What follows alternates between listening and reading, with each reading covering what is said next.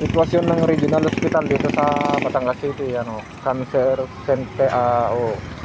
center. Tapos dito sa ito yung circle. Yan, hospital din yung tigitnan yan. Yan yung mga dito sa gitna nito yung mga specialist, yung mga bukol sa atay, mga puso, yan, yan sa gitna. Tapos nandun yung ano, yan, dun sa banda doon. Ano, ayos naman dito sa ano, this sitwasyon nito. Ayos naman.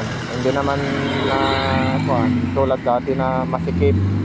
Pero masikip pa rin. Pero dito may ano kasi dito eh, may ang tawag doon, parking pero may bayad. Ginagawa kasi baka gagawin pang parking yan, no, nakakuha.